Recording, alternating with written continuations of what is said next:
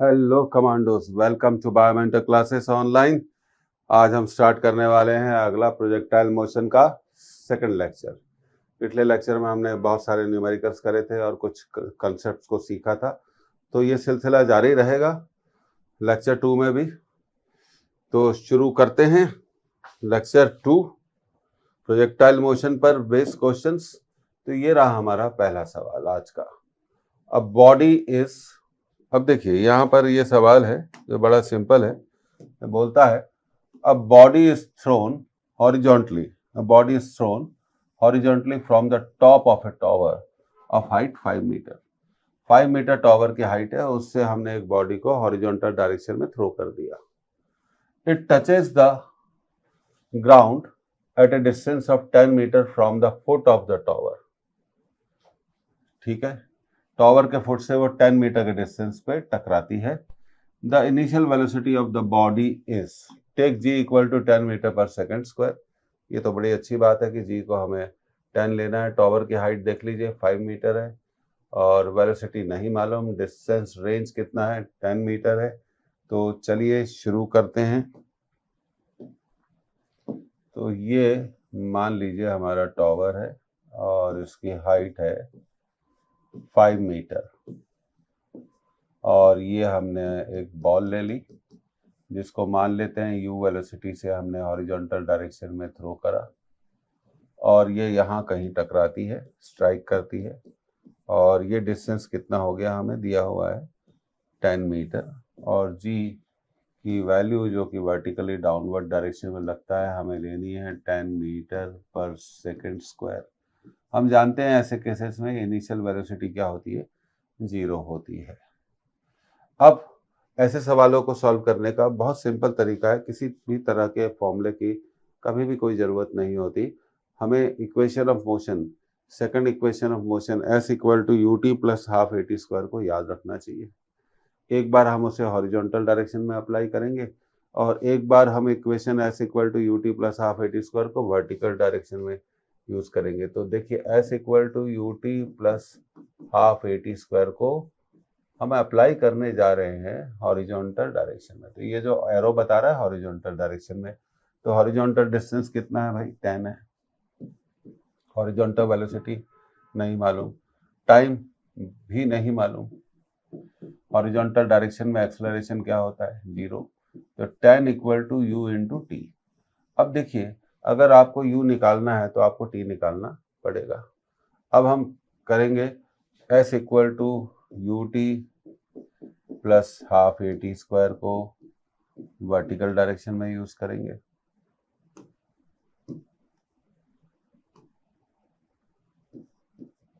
तो initial vertical velocity कितनी है, 0 है। वर्टिकल डिस्टेंस 5 है, 0 और हाफ जी टी स्क्वायर। तो ये हमें मिल गया, जी की वैल्यू है 10। ये 5 बार कैंसिल हो जाएगा, तो यहाँ से हमें मिलेगा t square equal to 1, t equal to 1 second. तो ये पता चल गया कि ये जो बॉडी है 1 सेकेंड के बाद यहाँ पर होगी। अब ये हमारा पहला इक्वेशन था, हमने इसको मान लिया पहला इक्वेशन। अब पहले इक्वेशन में हम t की वैल्यू को 1 रख देंगे। तो 10 equal to u into t, तो t 1 है, u इंटू 1, तो u की वैल्यू आ गई 10 मीटर पर सेकेंड। तो इसका करेक्ट ऑप्शन होगा 10 metre per second. The third option is correct, 10 metre per second. अब कुछ बच्चे डायरेक्ट फॉर्मूला यूज करते हैं, कर सकते हैं, कोई दिक्कत वाली बात नहीं है। सवाल सॉल्व होना चाहिए, नंबर 1। नंबर 2, आंसर बिल्कुल ठीक आना चाहिए, आंसर में कोई भी गड़बड़ी तो होनी ही नहीं चाहिए। अब देखिए इसको एक थोड़ा रफ में हम और बता दें। जैसे मान लीजिए ये एच है और ये बॉल को मान लीजिए कितनी वेलोसिटी से थ्रो किया, u, और ये इसकी रेंज हो गई कितनी, x।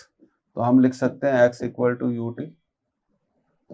पहला इक्वेशन तो आप समझ ही गए होंगे, x equal to u T.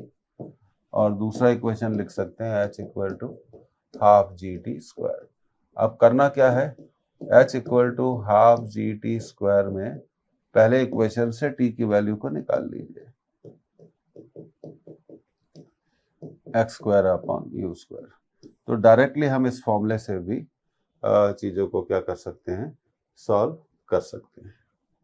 अब जैसा कि यहाँ पर h कितना दिया हुआ था, यहाँ पर h दिया हुआ था हमारा 5 मीटर, g था 10, डिस्टेंस दिया हुआ था कितना, 10 मीटर, और 10 का square divided by u square. तो ये 5 equal to 5 into 100 u square. तो 5 से 5 कैंसिल हो गया, तो यू स्क्वायर इक्वल टू 100 हो गया, तो you equal to 10 metre per second. तो डायरेक्ट भी क्या होता है, कई सवाल डायरेक्ट सॉल्व कर भी हो सकते हैं। ये थोड़ा मैं आपको बताना चाहता हूं। इस फॉर्मूले को भी हम यूज कर सकते हैं। तो ये आपका फॉर्मूला है, आप चाहे तो इन सवालों को ऐसे भी सॉल्व कर सकते हैं। तो ये क्लियर हो जाना चाहिए, है ना।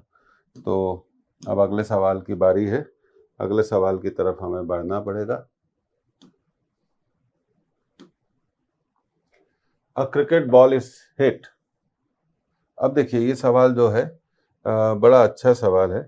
क्रिकेट बॉल को हिट किया हमने at 30 degree with the horizontal with kinetic energy के, the kinetic energy at the highest point. अब देखिए हमेशा आपको ये याद रखना चाहिए कि वेलोसिटी u है, एंगल थीटा है। जब बॉल हाईएस्ट पॉइंट पर पहुंचती है तो उसकी वेलोसिटी हमने मान ली कितनी, v टॉप। अब यहाँ पर हम जानते हैं कि प्रोजेक्टाइल मोशन में हॉरिजॉन्टल वेलोसिटी कभी नहीं बदलती, तो हमेशा पहला पॉइंट तो ये याद रखना चाहिए, v टॉप क्या होगा, u cos थीटा, और u क्या है, इनिशियल वेलोसिटी। पहला पॉइंट तो ये हो गया, तो ये आपको समझ में आना चाहिए। अब आगे बढ़ते हैं। तो वेलोसिटी टॉप तो आ गई हमारी कितनी, u cos थीटा। तो अब देखिए इनिशियल काइनेटिक एनर्जी को हम मानते हैं EI, इनिशियल काइनेटिक एनर्जी। तो ये हो गई हाफ mu स्क्वायर। अब काइनेटिक एनर्जी एट टॉप निकाल लो,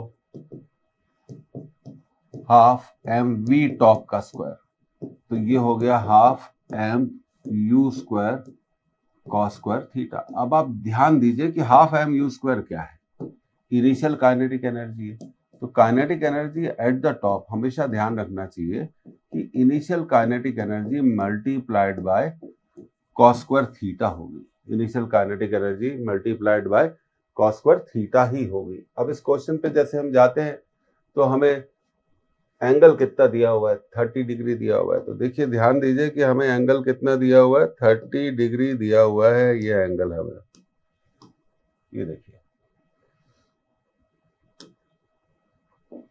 तो बात बन जाएगी। तो E top will be EI cos square 30। अब cos स्क्वायर 30, अच्छा EI भी दिया हुआ है के, cos स्क्वायर 30, cos 30 होता है √3/2, तो cos स्क्वायर 30 हो जाएगा 3/4। तो आंसर आना चाहिए इसका 3k/4। कितना आना चाहिए, 3k/4। तो ये आपका करेक्ट ऑप्शन हो गया। तो अब दो चीजें आपको याद रखनी चाहिए जो बड़ी इंपॉर्टेंट है। आगे बढ़ने से पहले मैं आपको बताना चाहता हूं, दो बातें हमें हमेशा याद रखनी चाहिए। Velocity at top equal to initial velocity, ये तो पहला पॉइंट हो गया, मल्टीप्लाइड बाय cos थीटा।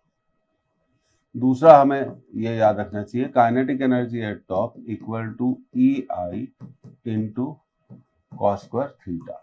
अब थीटा क्या है भाई, थीटा है यहाँ पर angle of projection, angle of projection. तो ये आपको दो चीजें हमेशा क्या रखनी चाहिए, ये दो चीजें हमेशा आपको क्या रखनी चाहिए, याद रखनी चाहिए। तो उम्मीद है ये क्लियर हो गया होगा। तो अब हम अगले सवाल की तरफ जा सकते हैं।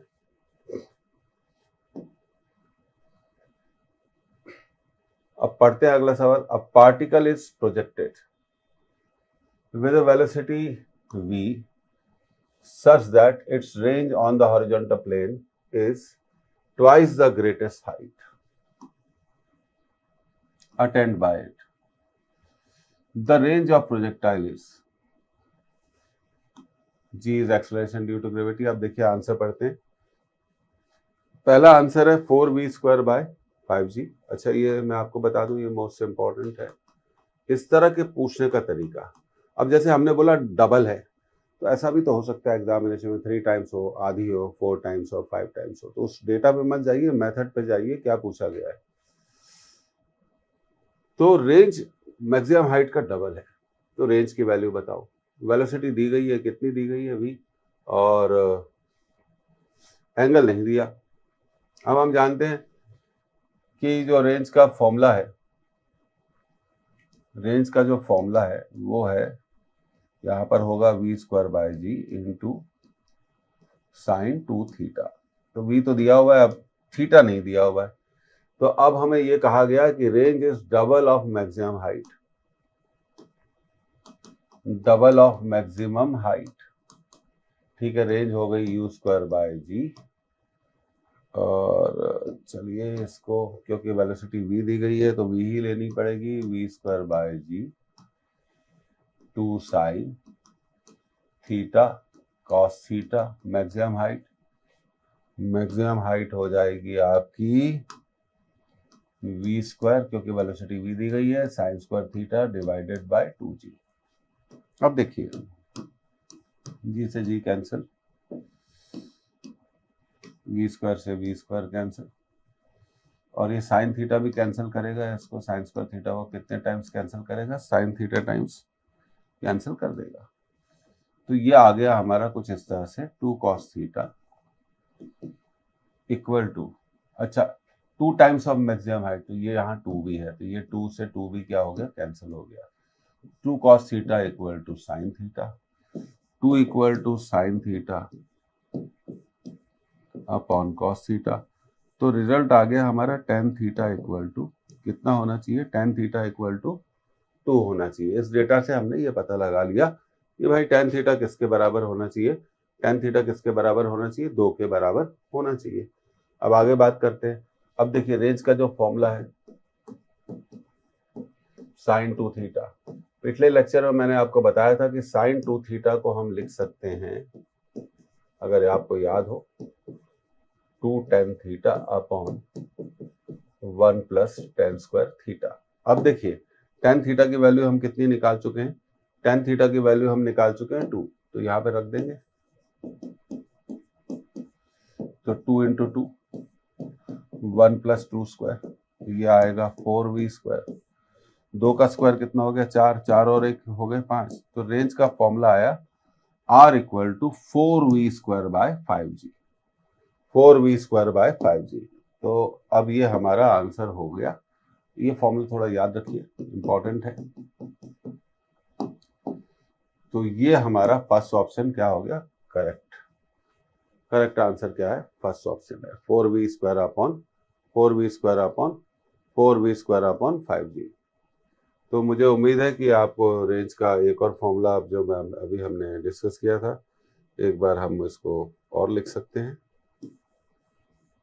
v²/g साइन 2 थीटा की value 2 tan theta upon 1 plus tan square theta. तो ये आपको दोनों फॉर्मेट क्या करने हैं, दोनों फॉर्मेट आपको क्या करने हैं, याद रखने हैं।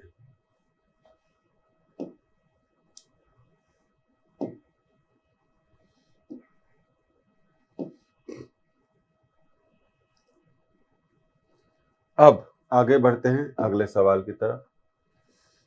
अभी बेसिक सवाल लिए हैं। The horizontal range of A projectile is 4√3 times of the maximum height. ठीक है, its angle of projection will be. तो रेंज क्या हो गई, मैक्सिमम हाइट का 4√3 टाइम्स हो गई। सिंपल सवाल है ये, बड़ा सिंपल क्वेश्चन है, और हमें एंगल ऑफ प्रोजेक्शन को क्या करना है, कैलकुलेट करना है। 4 आंसर दिए गए हैं, 45 degree, 60 degree, 90 degree and 30 degree.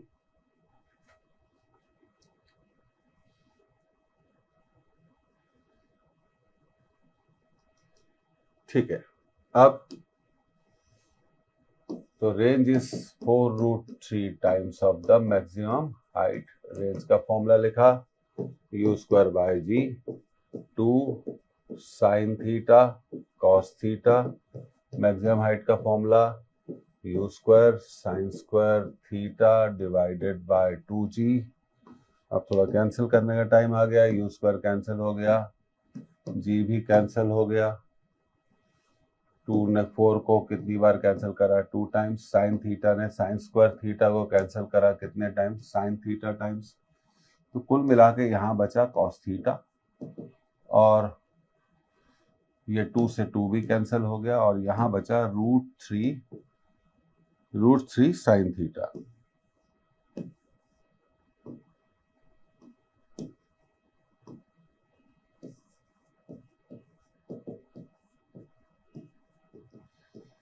तो 1/√3 equal to sine theta upon cos theta. तो tan theta equal to 1/√3, tan theta equal to 1/√3।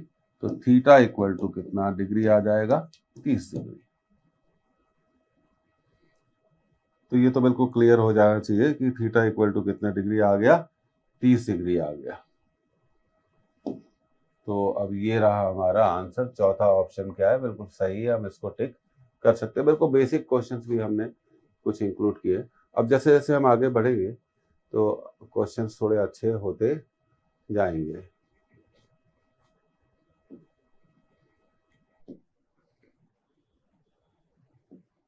अब देखिए, ये भी अच्छा क्वेश्चन है, लगभग सभी मटेरियल से मिलता है। अ क्रिकेटर कैन थ्रो है ये, a ball to a maximum horizontal distance of 100 meter. The speed with which he throws the ball is. ठीक है, ये तो बड़ा सीधा सीधा सवाल है। मैक्सिमम हॉरिजॉन्टल डिस्टेंस तो आप सबसे पहले जानते हैं, ये भी सिंपल सवाल है। अब आगे थोड़े सवाल थोड़े टेढ़े हो जाएंगे। Maximum horizontal distance maximum range के बराबर होगा u square by g, u square by g. और मैक्सिमम हॉरिजॉन्टल डिस्टेंस दिया गया है 100 मीटर। 4 आंसर भी दिए गए हैं, ये आपको 4 आंसर भी दिए हैं, 25, 42, 31, 35। ये बड़ा सीधा सवाल है, एक लाइन का सवाल है, इसको भी हमने थोड़ा इंक्लूड किया है। तो u स्क्वायर बाय जी, अब देखिए मैक्सिमम हॉरिजॉन्टल डिस्टेंस कितना, 100 इक्वल टू 100। तो u स्क्वायर इक्वल टू 100 जी, जी की वैल्यू आप ले लीजिए 10। तो ये आ जाएगा आपका 10√10, 10√10। तो 10√10, अब देखिए 10√10, तो अब देखिए जो √10 होता है, √10 होता है, वो लगभग हम इसको 3.1 कुछ ले सकते हैं। तो 10 इंटू 3.1, तो u equal to 31 metre per second. तो इसका करेक्ट ऑप्शन क्या हो गया, 31 मीटर पर सेकेंड। तो थर्ड ऑप्शन क्या हो गया, आपको सही मिलता है। बिल्कुल सीधा सवाल है, हमने कुछ बहुत सिंपल सवालों को भी यहाँ पर क्या करा है, इंक्लूड किया है।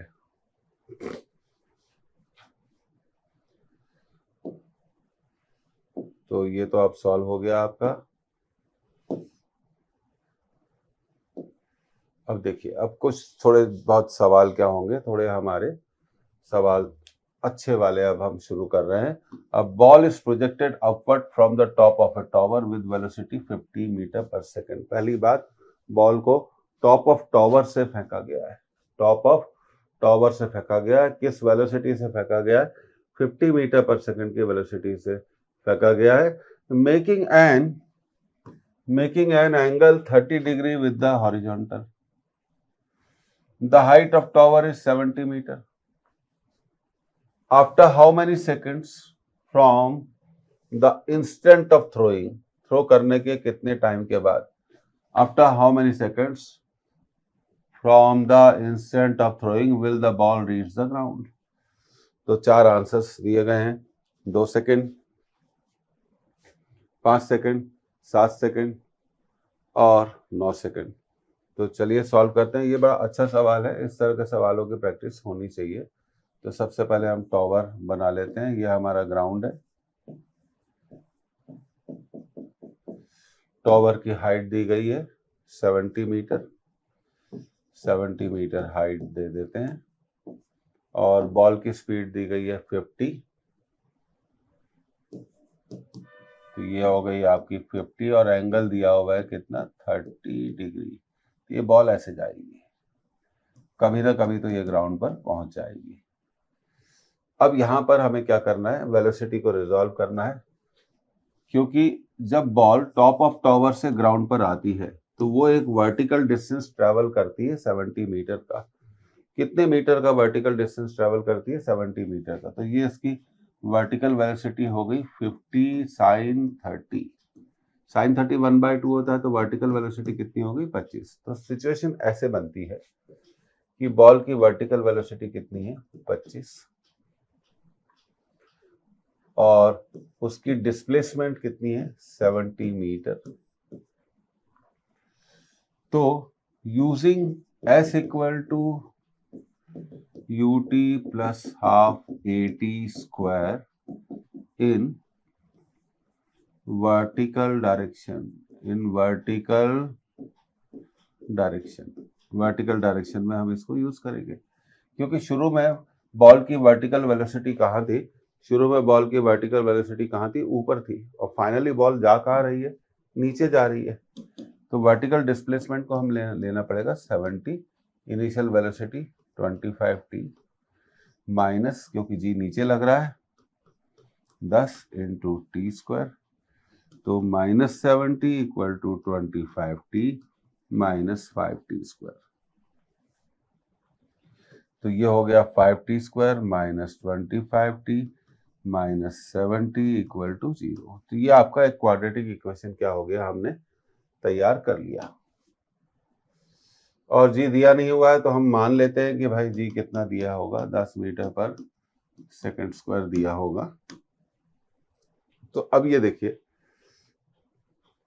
वाई एस इज नेगेटिव, क्योंकि बॉल की इनिशियल वर्टिकल वेलोसिटी ऊपर थी और उसकी वर्टिकल डिस्प्लेसमेंट उस पॉइंट से कहां थी, नीचे थी, इसलिए वो माइनस आएगा। इनिशियली बॉल ऊपर जा रही थी पर जी कहां लग रहा था, नीचे लग रहा था, इसलिए मैंने लिया है minus half g t square. तो ये आ गया 5t square minus 25t minus 70 minus 25t minus 70 equal to 0। 5 से डिवाइड कर देते हैं, तो ये हो गया T square minus 5t minus 14। अब हम टाइम को कैलकुलेट कर लेंगे, क्वाड्रेटिक को सॉल्व करना ही पड़ेगा। 5 का स्क्वायर 20 और 14 4 जा 56 अपॉन 2। तो टाइम आ गया 5 plus minus root of 81 divided by 2। Time आ गया 5 प्लस माइनस 9 डिवाइडेड बाय 2। तो टाइम आ गया, नेगेटिव साइन तो नहीं लेंगे, 5 प्लस 9 डिवाइडेड बाय 2, तो टाइम आ गया 7 सेकेंड। तो 7 सेकेंड के बाद ये बॉल ग्राउंड पर जरूर पहुंच जाएगी। अब माइनस साइन यहां पर हमने नहीं लिया, क्योंकि टाइम नेगेटिव तो हो ही नहीं सकता।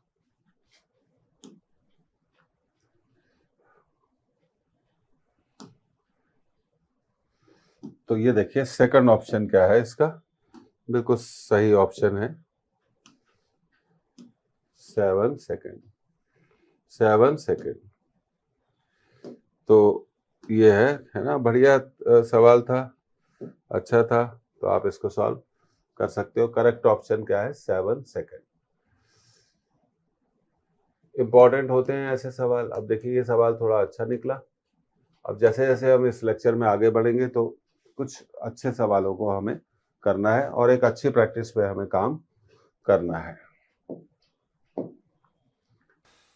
अब इस क्वेश्चन में देखिए 1 सेकंड आफ्टर, ये बड़ा इंपॉर्टेंट सवाल है, इसको हमें ध्यान रखना है। 1 second after projection a stone moves eight an angle of 45 degree with the horizontal. 2 second after projection it moves horizontally.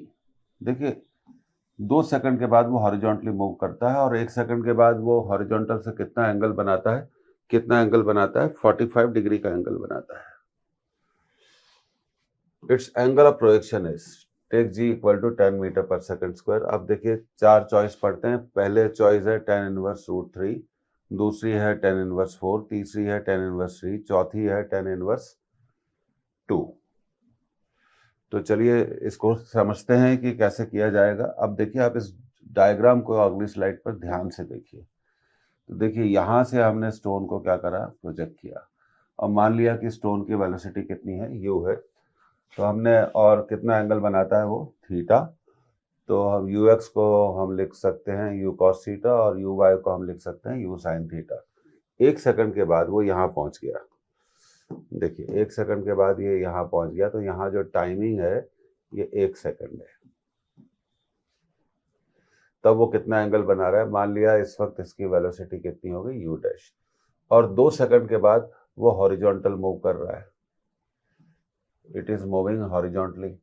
इसका मतलब है कि 2 सेकंड के बाद वो हाईएस्ट पॉइंट पर पहुंच चुका है, क्योंकि हम अच्छे से जानते हैं कि हाईएस्ट पॉइंट पर जो स्टोन होता है वो हॉरिजॉन्टल डायरेक्शन में मूव करता है।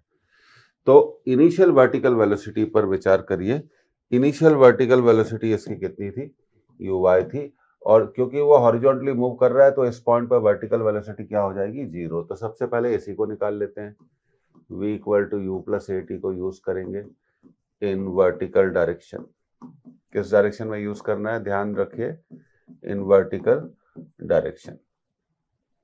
0 इनिशियल वर्टिकल वेलोसिटी हमने ले ली, इनिशियल वर्टिकल वेलोसिटी हमने ले ली uy, ये 0 हो गई, ये uy, और g 10 है, और टाइम है 2 सेकंड। तो देखिए अब इनिशियल वर्टिकल वेलोसिटी हमें मालूम चल गई 20 मीटर पर सेकंड।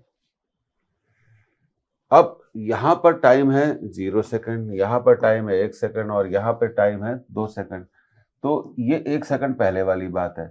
तो अब देखिए अगर हम इसको ऐसे लिखें O A B, तो हम for A B equation use करना चाह रहे हैं।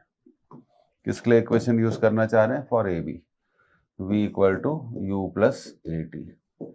तो फाइनल वेलोसिटी 0 थी, और मान लीजिए यहाँ पर वर्टिकल वेलोसिटी हमने कितनी मान ली, यू वाई डैश, जी 10 है, और टाइम गैप है 1 सेकंड, क्योंकि ये 2 सेकंड है और ये 1 सेकंड है। तो 1 सेकंड से 2 सेकंड तक जब हम जाते हैं तो टाइम 1 ही सेकंड होगा। तो ये यू वाई डैश हमें मिल गया, कितना मिल गया, 10, क्योंकि ये 45 डिग्री बना रहा है एंगल। अब देखिए यहाँ बड़ी खास बात है कि एंगल कितना बन रहा है, 45 डिग्री। तो हम लिख सकते हैं tan 45 degree equal to u y dash upon u x dash. tan 45 1 होता है, u y dash upon u x dash. तो यू एक्स डैश किसके बराबर है, यू वाई डैश के बराबर है, और यू वाई डैश हम अभी निकाल चुके हैं। ये इसको थोड़ा सुधार के लिखेंगे, ये यू वाई डैश है, ये यू वाई डैश है, इक्वल टू कितना आ गया, 10 आ गया। तो यू एक्स डैश कितना आ गया, 10 आ गया। अब प्रोजेक्टाइल मोशन की सबसे खास बात क्या होती है, हम अच्छे से जानते हैं कि प्रोजेक्टाइल मोशन में हॉरिजॉन्टल वेलोसिटी कभी भी नहीं बदलती। अगर यहाँ पर हॉरिजॉन्टल वेलोसिटी 10 है तो यहाँ पर भी कितनी होगी, 10 होगी। अब देखिए tan थीटा निकालना बहुत सिंपल है। इस डायग्राम को देखिए, तो tan थीटा को हम लिख सकते हैं, tan थीटा को व्हाट वी कैन राइट, इस पर थोड़ा ध्यान दीजिए। tan थीटा को हम लिख सकते हैं u y upon u x. तो यू वाई भी हमें मालूम है और यू एक्स भी हमें मालूम है, यू एक्स भी हमें मालूम है, क्योंकि ये दोनों किसके बराबर है, tan के बराबर है। तो अगली स्लाइड पे चल के अब हम इसको आसानी से सॉल्व कर लेंगे। tan theta equal to u y upon u x. तो tan theta equal to 20 upon 10 बड़ा अच्छा सवाल है और बहुत इम्पोर्टेंट है। तो थीटा की वैल्यू आ जाएगी tan इनवर्स 2। बहुत सिंपल मेथड से हमने इसको सॉल्व किया है। थीटा की वैल्यू आ जाएगी tan इनवर्स 2। तो देखते हैं कौन सा आंसर है, पीछे जाते हैं।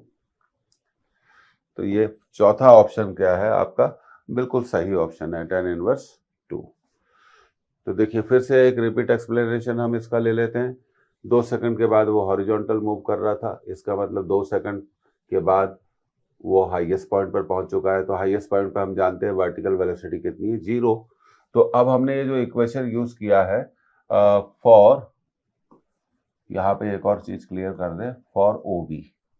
तो बी पर वेलोसिटी 0 हो गई और initial vertical velocity u y हो गई। तो इनिशियल वर्टिकल वेलोसिटी हमने निकाल ली। और उससे 1 सेकंड पहले, अगर हम 1 सेकंड पहले बात करें, ए से लेकर बी तक का जो टाइम ड्यूरेशन होगा 1 सेकंड होगा। तो ए बी के लिए हमने v equal to u plus a t लिया, तो हमने यू वाई डैश मालूम चल गया। पर यहाँ पर एंगल कितना बन रहा है, 45 डिग्री, इसलिए tan 45 degree equal to u y dash upon u x dash, इसलिए यू एक्स डैश कितना आ गया, 10। अब यहाँ पे हॉरिजॉन्टल वेलोसिटी 10 है, तो इनिशियल हॉरिजॉन्टल वेलोसिटी को भी कितना माना जाएगा, 10 ही माना जाएगा। फिर बाकी काम बहुत आसान था, आसानी से कर सकते हैं। तो आपका आंसर आ गया theta equal to tan inverse 2। Definitely important सवाल है। अब अगले सवाल पर हम आते हैं। A projectile is given an initial velocity of i plus 2j metre per second. एक प्रोजेक्टाइल की इनिशियल वेलोसिटी कितनी है, i plus 2j metre per second when i is along the ground and j is along the vertical. ठीक है। If g equal to 10 metre per second square then equation of trajectory is. Trajectory का मतलब होता है, trajectory का मतलब होता है पाथ। तो इक्वेशन ऑफ पाथ कितना होगा, ये हमसे पूछा गया है। और यहाँ 4 ऑप्शंस दिए गए हैं। आप ऑप्शंस पढ़ सकते हैं, लेकिन सॉल्व तो करना ही पड़ेगा। अब अगली स्लाइड में जाके हम इसको सॉल्व कर लेते हैं, तो आप इसे नोट कर सकते हैं। ठीक है। अब देखिए, वेलोसिटी थी आपकी, हम जानते हैं वेलोसिटी का वेक्टर होता है u x i plus u y j, और यहां पर ये दिया हुआ है i प्लस 2j। तो 1i प्लस 2j कंपेयर कर ले, तो ux हॉरिजॉन्टल वेलोसिटी 1 आ गई और वर्टिकल वेलोसिटी कितनी आ गई, 2 आ गई। अब क्या करना है, इस डेटा से हमें रेंज निकालनी है। तो रेंज हम जानते हैं 2 into u x into u y by g, 2 into 1 into 2 upon g is 10, 5 बार कैंसिल हो जाएगा। तो रेंज कितनी आ गई आपकी, 2/5 आ गई। और दूसरी चीज, angle of projection tan theta क्या होता है, u y by u x. तो tan थीटा कितना आ गया आपका, 2 आ गया, क्योंकि यू वाई कितना है, 2 है, और यू एक्स कितना है, 1। तो अब हमने रेंज निकाल ली और क्या निकाल लिया, tan थीटा निकाल लिया। अब आगे हमें इसे कैसे सॉल्व करना है ये हमें देखना होगा। तो हम रेंज का ये फॉर्मूला यूज करेंगे, y equal to x tan theta into 1 minus x upon R. तो tan थीटा भाई आपका कितना है, 2 है, और रेंज अभी हमने निकाली थी 2/5। तो ये 2/5 हमने यहाँ लिख दिया। तो ये हो जाएगा y equal to 2x 1 minus 5x by 2। अब ब्रैकेट ओपन कर दें, 2x minus 2x into 5x by 2, 2 से 2 कैंसिल, तो y इक्वल टू आ गया 2x माइनस 5x स्क्वायर। तो ये इस क्वेश्चन का क्या होना चाहिए, करेक्ट ऑप्शन होना चाहिए। और ये देखिए, ये बड़ा इंपॉर्टेंट फॉर्मूला है, इसको आपको हमेशा याद रखना चाहिए। तो देखते हैं कि कौन सी चॉइस है। देखिए, second option is the correct option. ये रहा हमारा second option, y equal to 2x minus 5x square. तो देखिए, हमने इसे 1 मिनट के अंदर सॉल्व किया है और कितनी आसानी से हमने इसको सॉल्व कर लिया है, ये आप भी जानते हैं।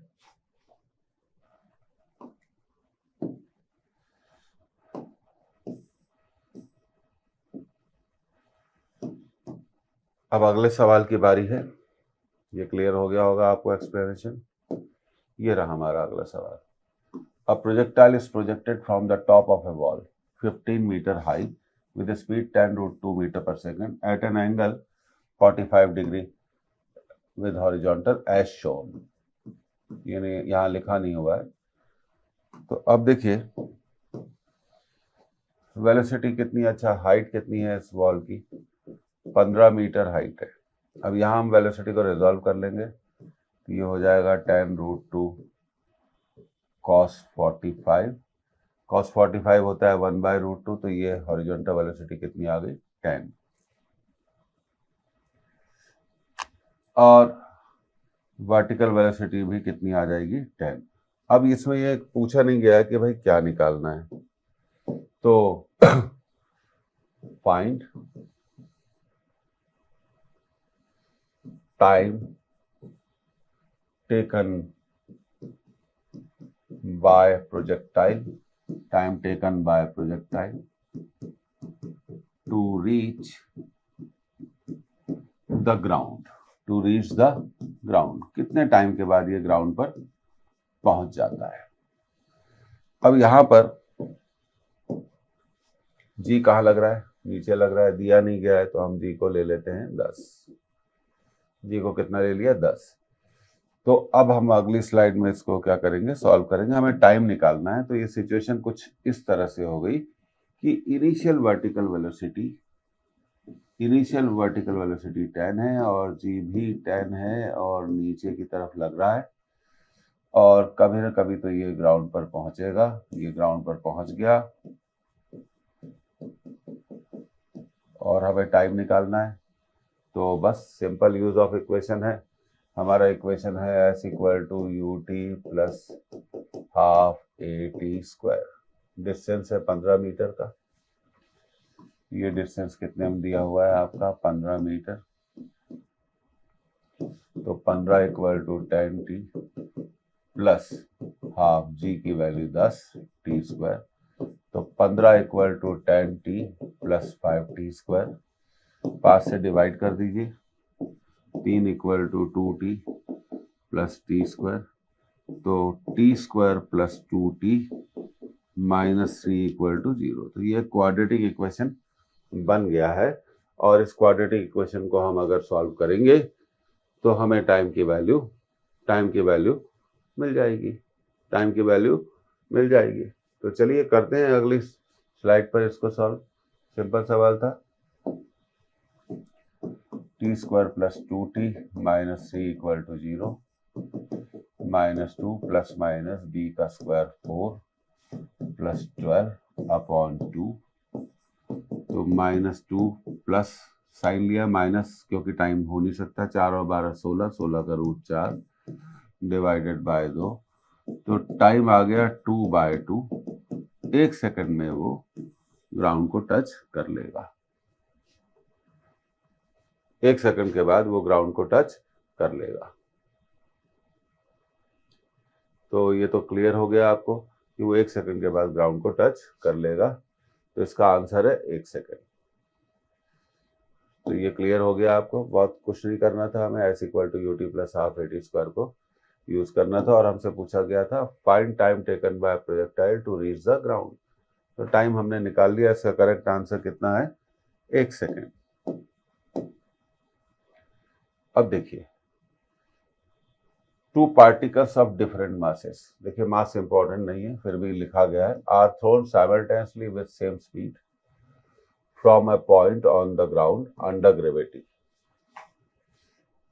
एक ही साथ उन्हें ग्राउंड से प्रोजेक्ट किया गया है। First particle is projected up and second particle is thrown at angle theta with the horizontal. Neglect air resistance. Choose the correct options. एक से ज्यादा सही आंसर है, क्योंकि हमें करनी है प्रैक्टिस, इसलिए हमने इसे हम मल्टीपल चॉइस बना दिया, क्योंकि हम प्रैक्टिस में कंप्लीट प्रैक्टिस चाहते हैं, कुछ भी छूटे नहीं। They return on the ground with same speed. तो देखिए सिचुएशन ऐसी है, एक पार्टिकल को ऊपर फेंका u वेलोसिटी से, दूसरे पार्टिकल को एंगल पे फेंका। तो आप जानते हैं इस केस में टाइम ऑफ फ्लाइट क्या होगा, 2u/g। इस केस में टाइम ऑफ फ्लाइट होगा 2u sin θ/g। तो ये कहना तो गलत है कि वो ग्राउंड पर एक ही स्पीड से आते हैं, wrong answer. They return on the ground at the same time. अच्छा, स्पीड पूछिए यहाँ पे हमें, आई एम सॉरी, यहाँ पे हमें क्या पूछिए, स्पीड पूछिए।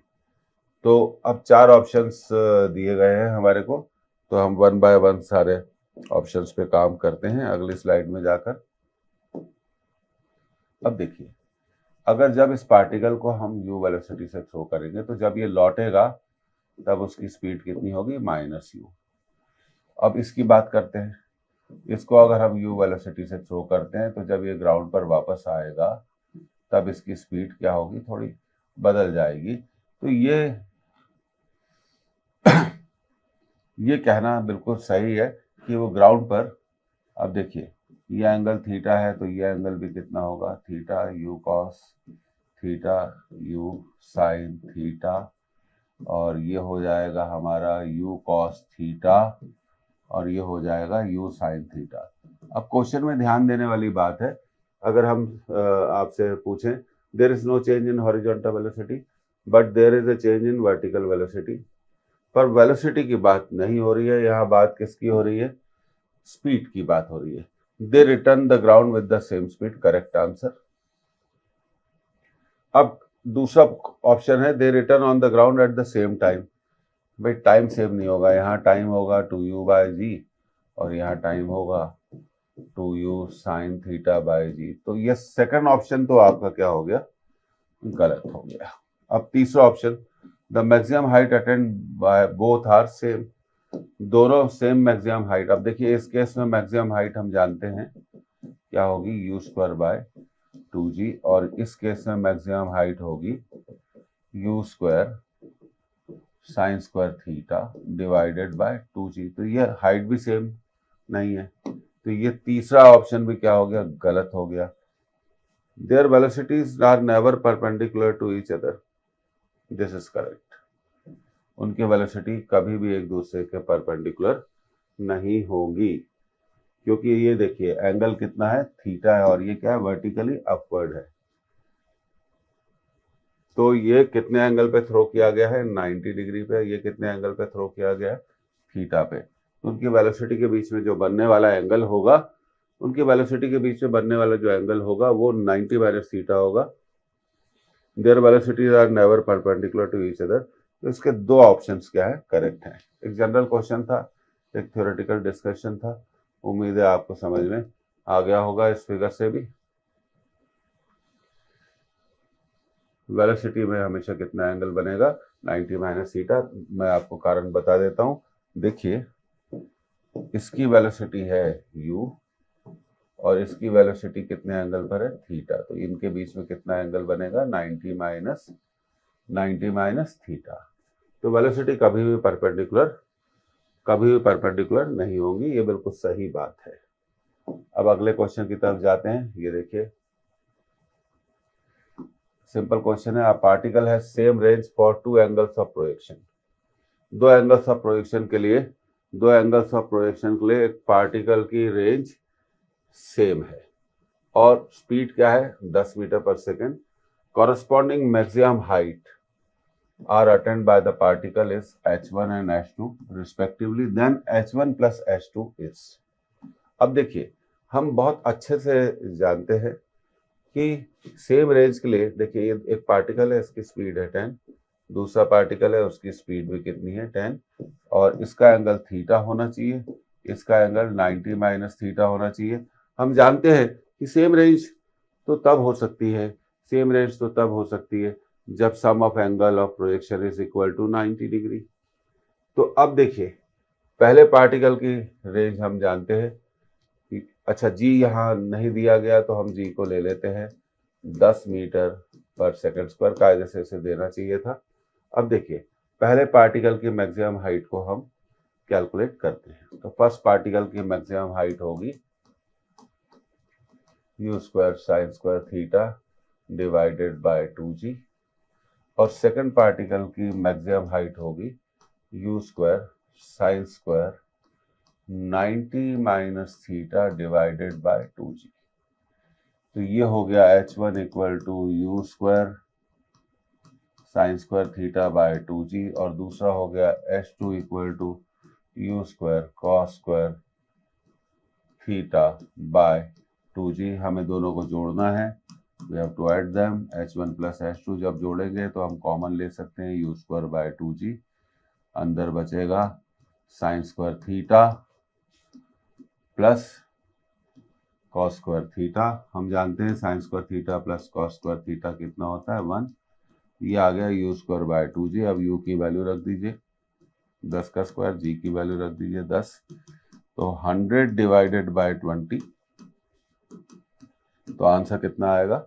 h1 प्लस h2 का जो आंसर होगा, h1 प्लस h2 का जो आंसर होगा वो कितना होगा? 5 होगा। हमने g को यहाँ पर क्या ले लिया? g को यहाँ पर हमने क्या ले लिया? 10 ले लिया। तो ये सेकंड ऑप्शन इसका क्या है? करेक्ट ऑप्शन है। हमेशा याद रखिए, अगर दो पार्टिकल्स हैं, दोनों की स्पीड सेम है और अगर उनकी रेंज सेम है तो उनके एंगल ऑफ प्रोजेक्शन का एडिशन हमेशा 90 डिग्री के बराबर होगा। तो इस फैक्ट को हमने यहाँ पर क्या करा था? यूज किया था, और ये हमने आंसर निकाल लिया। और हम अच्छे से जानते हैं कि sign square theta plus cos square theta क्या होता है? 1 होता है।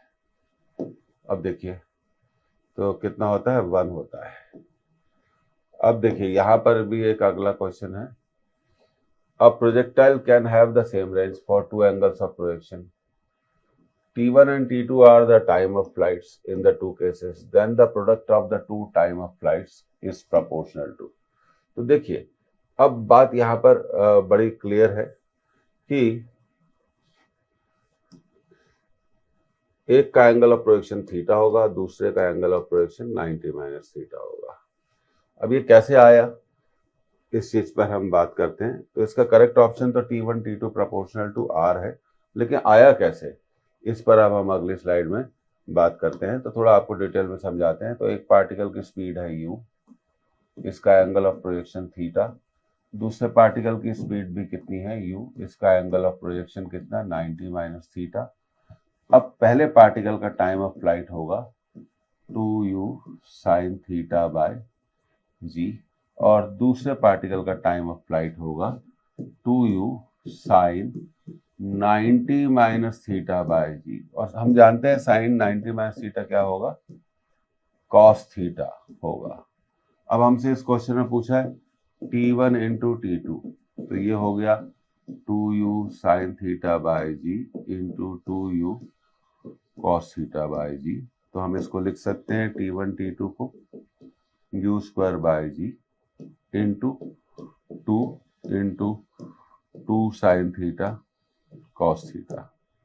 तो ये हो गया हमारा T1 इंटू T2 किसके बराबर? 2R के बराबर। T1 इंटू T2 किसके बराबर हो गया? 2R के बराबर हो गया, क्योंकि हम अच्छे से जानते हैं कि जो R की वैल्यू है वो है, R की वैल्यू है वो है हमारी u square by g 2 sine theta cos theta. तो हमने इसका यूज किया, तो T1 इंटू T2 कितना आ गया? 2R। तो हम कह सकते हैं T1 into T2 is proportional to R। तो यहाँ पे मैंने आपको इसका ग्राफ इलस्ट्रेशन देके समझाया। तो देखिए इसका आंसर मैंने कहा था T1 and T2 is proportional to R। तो ये 2u cos थीटा बाय जी कैसे आया होगा, ये आपको समझ में आ गया होगा। तो ये देखिए, इसको हम हमेशा याद रखेंगे। ये थ्योरम ऑन रेंज है, बड़ी इंपॉर्टेंट है।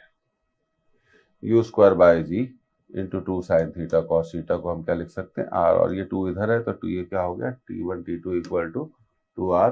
T1 T2 is proportional to T1 T2 proportional to R। अब अगले सवाल की तरफ। The trajectory of a projectile is y equal to x into 1 minus x, where y and x are in meters. Choose the correct options. Options. The horizontal range is 1 meter. The angle of projection is 45 degree. तीसरा है the horizontal range is 2 meter. चौथा option है the angle of projection is 30 degree. और हमें equation of path दिया गया है y equal to x into 1 minus x। इस इक्वेशन ऑफ पाथ से हमें कैलकुलेट करना है, पता लगाना है कि भाई एंगल ऑफ प्रोजेक्शन कितना है, रेंज कितना है। तो चलिए इसको करते हैं अगली स्लाइड में। अब देखिए सबसे पहली बात y इक्वल टू दिया हुआ है x इंटू 1 माइनस एक्स, ये गिवन है। और इक्वेशन ऑफ पाथ का हमारा पास इक्वेशन होता है y equal to x tan theta 1 minus x upon R. तो ये देखिए यहाँ पे x अपॉन 1 है। तो अब इस इक्वेशन को हम क्या लिख सकते हैं, x इंटू, देखिएगा ये लिखने का तरीका है x into 1 minus x upon 1। तो ये 1 ले लेते हैं और ये ले लेते हैं 2। अब करना क्या है, कंपेयरिंग 1 एंड 2। 1 और 2 को हमें क्या करना है, 1 और 2 को हमें क्या करना है, कंपेयर करना है। तो आप भी कर सकते हैं। तो देखिए यहाँ पर क्या हो रहा है, ये 1 है और ये क्या है, टेन थीटा। तो 1 इक्वल टू टेन थीटा। तो ऑब्वियसली थीटा कितना आ गया, 45 डिग्री। कितना आ गया, 45 डिग्री आ गया। अब कंपेयर करेंगे, देखिए यहाँ पर क्या है, r है और यहाँ पर क्या है, 1 है। तो कंपेयरिंग 1 एंड 2, तो भाई रेंज कितनी आ गई, रेंज कितनी आ गई, 1 आ गई। अब और चीजें नहीं पूछी गई हैं, और चीजें नहीं पूछी गई है, लेकिन हम उन और चीजों को भी क्या कर सकते हैं, कैलकुलेट कर सकते हैं। तो कंपैरिजन, तो इस तरह का कंपैरिजन हमें हमेशा ध्यान रखना चाहिए। तो इसके दो ऑप्शन सही हैं, फर्स्ट भी सही है और सेकंड भी सही है।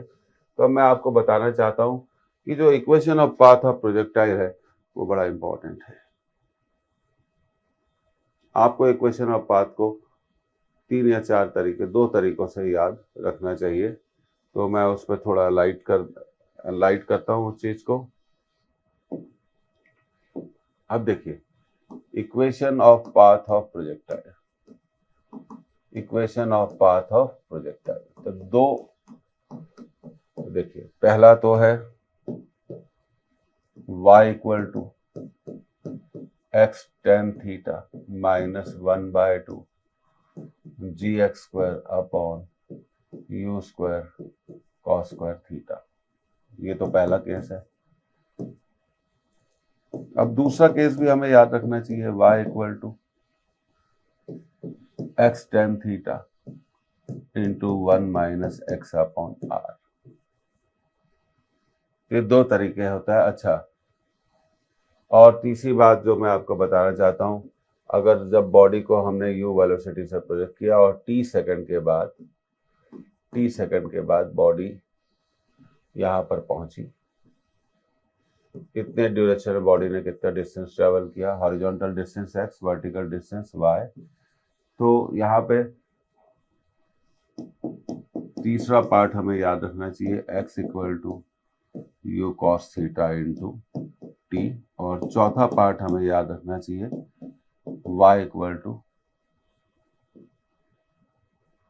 s equal to u t plus half a t square हम यूज कर रहे हैं, y equal to u sine theta into t minus half g t square. तो ये इतने पॉइंट्स क्या होने चाहिए, हमें मालूम होने चाहिए। And with this diagram also, ये डायग्राम भी हमें बड़ा क्या होना चाहिए, ये डायग्राम भी हमें बड़ा क्या होना चाहिए, क्लियर होना चाहिए। तो इतने पॉइंट्स हमें मालूम होने चाहिए। उम्मीद है आप इसको समझ गए होंगे और इसको आप याद रखेंगे। ये सारे केसेस क्या है, बहुत इम्पोर्टेंट है। तो अब देखिए ये जो क्वेश्चन है इसको मैं एक मोस्ट इम्पॉर्टेंट कैटेगरी में डालना चाहूंगा, बहुत ज्यादा इम्पोर्टेंट है। 2 guns A and B can fire bullets. 2 guns हैं, वो बुलेट को फायर कर सकती हैं। और किस स्पीड से फायर कर सकती हैं, एट स्पीड 1 किलोमीटर पर सेकंड एंड 2 किलोमीटर पर सेकंड रिस्पेक्टिवली। ठीक है, from A point on A horizontal ground, एक ऐसे पॉइंट से जो कि हॉरिजॉन्टल ग्राउंड पर है। They are fired in all possible directions, मतलब चारों तरफ हमने उसको क्या करा है, फायर किया है, इन all possible direction. The ratio of maximum areas covered by the bullets fired by the two guns on the ground is.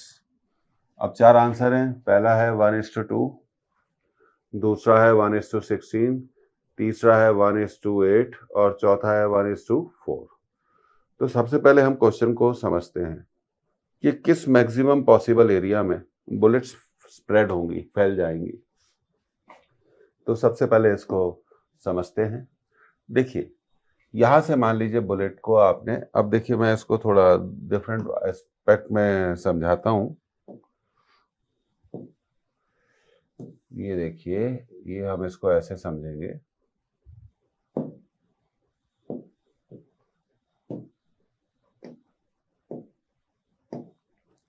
अब देखिए मान लीजिए सर्किल के सेंटर से हमने बुलेट्स को फायर किया इन all possible directions like that. तो ये फायरिंग पॉइंट हो गया। देखिए अब ध्यान दीजिए, ये कौन सा पॉइंट हो गया, फायरिंग पॉइंट हो गया। यहां से बुलेट सभी पॉसिबल डायरेक्शंस में क्या हो रही हैं, स्प्रेड हो रही हैं लाइक दैट। तो ये हम कह सकते हैं कि ये जितनी भी बुलेट्स हैं, they will spread on a circle, वो एक सर्किल में फैल जाएंगे। और मान लीजिए उस सर्किल की रेडियस कितनी है, रेडियस कितनी है, आर है। तो अब देखिए मान लीजिए यहां से हमने बुलेट को फायर किया और ये सर्किल की रेडियस कितनी हो गई, आर हो गई। तो आर का मतलब यहां पर क्या होगा, मैक्सिमम रेंज, मैक्सिमम रेंज होगा। तो पहली बात तो ये समझने की है कि आर का मतलब क्या होगा, मैक्सिमम रेंज होगी। So we can write bullets will cover a circle, एक सर्किल को कवर करेंगी, whose radius is equal to maximum range, and you know that maximum range is what, u square by g. So the next point is area of circle क्या होगा, हम जानते हैं पाई are square. तो area of circle होगा पाई R max का whole square.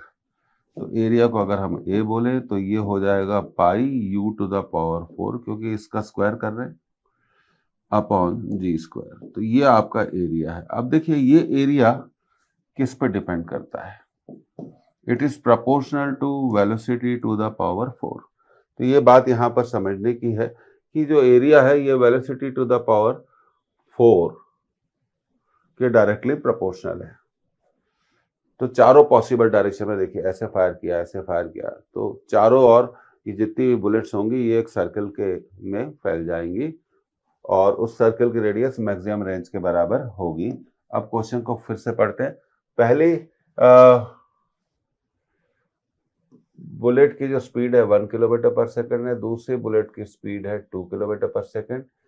अब ये हमसे पूछा गया है find the area, find the ratio of maximum area covered by the bullets. अब एरिया क्या है, देखिए हम पता लगा चुके हैं कि एरिया क्या है, proportional to u to the power 4 है। तो आगे हम बढ़ते हैं, तो area is proportional to u to the power 4। a1 upon a2 को हम लिख सकते हैं u1 upon u2 to the power 4। और देखिए u1 दिया हुआ है 1 किलोमीटर पर सेकेंड